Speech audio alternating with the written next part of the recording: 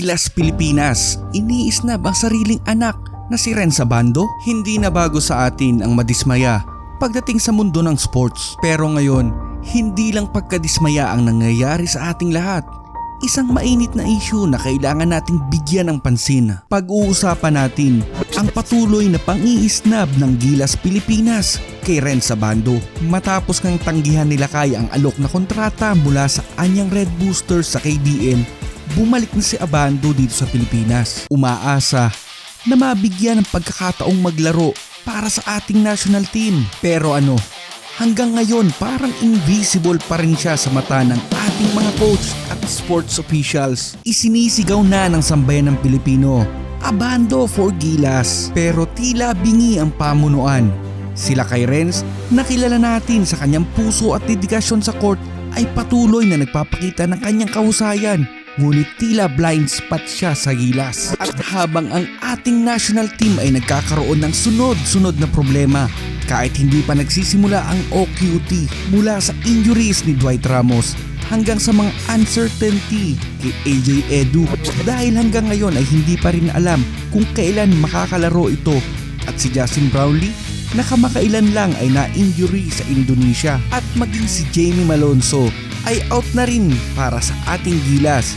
Subalit narito lang si Renz Abando, handang maglingkod, ngunit hindi pa rin napapansin. Ano kaya mga kashish ang tumutulak sa pamunuan ng Gilas kung bakit hindi pa rin maisama-sama kahit reserve player man lamang sila kay? Alam naman natin kung gaano kaganda ang ipinakita nitong laro sa nakaraang laban ng Gilas. Isa si Abando sa puso ng ating national team. Hindi pa ba sapat ang kanyang ipinakitang husay at dedikasyon sa ibang bansa upang patunayan ang kanyang halaga? Bakit pinababayaan natin ang talento ng isang Pinoy na magamit lamang ng ibang bansa? Hindi ba dapat ay pinapahalagahan natin ang sariling atin? Nakikita natin ang suporta ng mga fans, ang kanilang galit at pagkadismaya sa hindi pagkakapili kay Abando. Gilas Pilipinas, gising! Huwag nating sayangin ang talento na maaari nating ipagmalaki at magamit para sa mas malaking tagumpay. Iyan ang ating mainit na diskusyon ngayong araw. Si Renz Abando deserves better. Gilas Pilipinas, panahon na para kilalanin natin ang husay ng ating sariling manlalaro. I-share ang inyong mga saloobin sa comment section. At huwag kalimutang mag-like at subscribe para sa mainit pa nating mga diskusyon. Huwag kalimutang mag-subscribe sa ating channel para sa higit pang inspiring stories at updates sa mundo ng Philippine basketball. Together, let's be part of this exciting journey to the top. So, welcome po sa ating komentary mga kaibigan, mga ma'am, sir, at pati na po sa mga kababayan natin abroad. Pagkwentuhan lang po natin mga kaibigan kung si Renz Abando ba ay nararapat para sa Gilas Pilipinas? Karapat dapat pa rin ba siyang maging player ng Gilas Pilipinas ngayong 2024? Hindi naman lingid sa ating kaalaman na si Renz Abando ay kasalukuyang nandito na sa Pilipinas matapos nga ng kontrata niya sa Anyang, at hindi na siya pumirma para maglaro ulit sa KBL. Nakikita naman natin si Renz Abando sa social media na nanonood lang ng mga volleyball at talagang nagpapahinga at ine-enjoy ang buhay. So malamang sa malamang talagang naghihintay na lang si Renz Abando ng go signal ni Coach Tim Cone kung isasama na ba siya sa Gilas pool ngayon. Kasi sa ngayon, talagang parami ang problema ni Coach Tim Cone. Kagaya ng mga injury na mga player ng Gilas. Kagaya nila Dwight Ramos, AJ Edu, at Justin Brownlee. Tapos out na rin si Jamie Malonzo. So hindi pa man din nagsisimula ang OQT ay talagang parami ang problema. So sana si Abando ay makapasok dito sa Gilas dahil alam naman natin kung gaano kagaling si Renz Abando maglaro, kung paano siya maaasahan ng team, at alam naman natin kung ano ang pinagdaanan ni Renz Abando bago niya maabot ang tugatog ng tagumpay ngayon, di ba? So alam natin kung gaano si Renz Abando ka hassle sa kanyang paglalaro at talagang may dedikasyon. At para sa akin lang po talagang si Renz Abando ang parang ang puso ng Gilas Pilipinas. Lalo na nung nakaraang laban sa FIBA World Cup. Diba alam naman po natin nung ipinasok na si Renz Abando ni Chot Reyes, diba talagang nagsigawan ang crowd at talagang inabangan ang paglalaro ni Abando. At diba nung matapos ang ilang game, diba nakita natin na first 5 na si Abando matapos ang ilang game ng kanyang pagpapakitang gilas. Ayun, ito yung sinasabi natin kahit na 7-footer, hindi talaga natatakot itong si Abando. 7-footer yan, si Abando 6'2" lang, pero ganyan butatain lang ni Abando yan. Talagang nung nakaraang FIBA World Cup, alam naman natin si Abando talagang sobrang sipag at sobrang maaasahan. Diba sobrang dami niyang blocks noon at steals. Diba kahit nga NBA player na, talagang nare-recognize itong si Abando, kagaya ni Kyle Anderson, yung player ng Timberwolves ngayon na naglaro dati sa China. Nung nabutataan siya ni Abando, talagang nirecognize siya nito.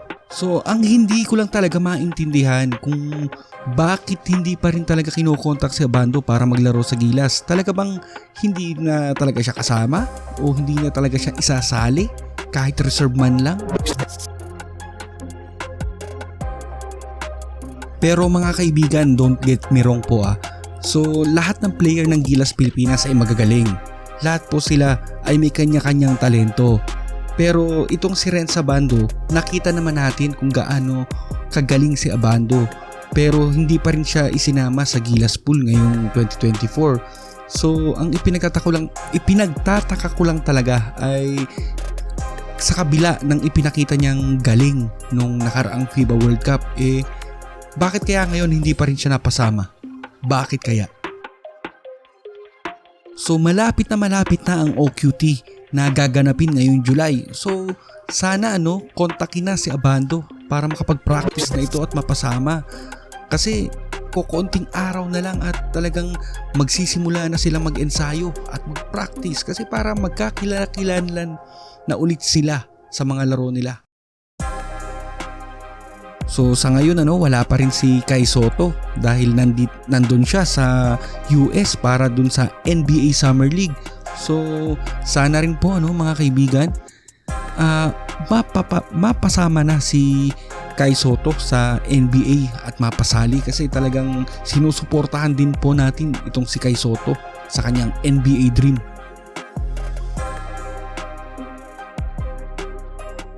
Ito nga pala yung laro ng EASL kung saan kinalaban ng team ni Abando ang sarili nating team na San Miguel. Diyan yung talagang nilampaso lang ng KBL teams ng Anyang ang ating San Miguel.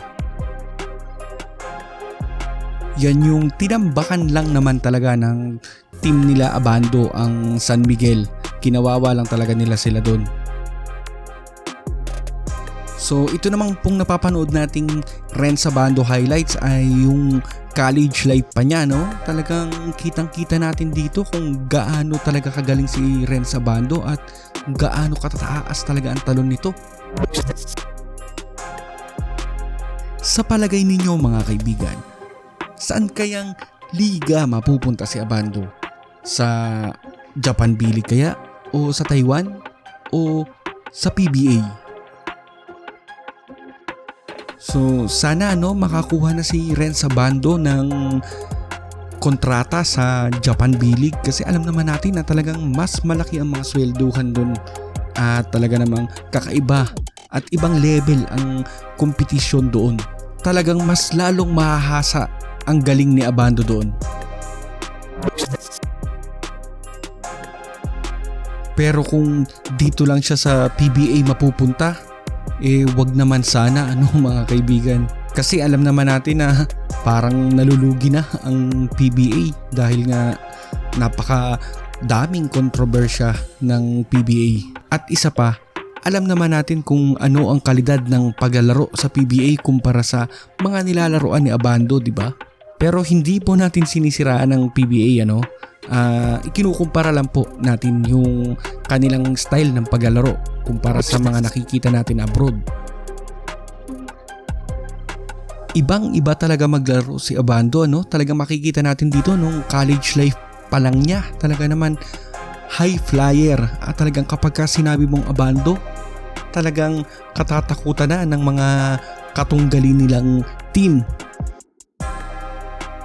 Kaya talaga nababagay sa kanya, no, yung dati niyang nakuhang most valuable player dito sa liga nila dati, no?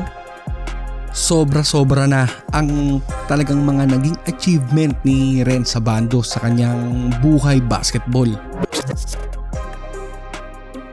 So sa basketball career niya sa KBL, ano, talagang marami na rin siyang naging achievements. Nag-champion ang team ng Anyang. So talagang nakatulong siya sa pagka-champion nun. Tapos nag-champion din sila sa EASL. At siya lang din naman talaga ang nag-champion sa dunk contest sa KBL. Kaya para sa akin, ano pa ba talaga ang kailangan patunayan nitong si Renz Abando para lang mapansin ng kapwa Pilipino ang galing nito.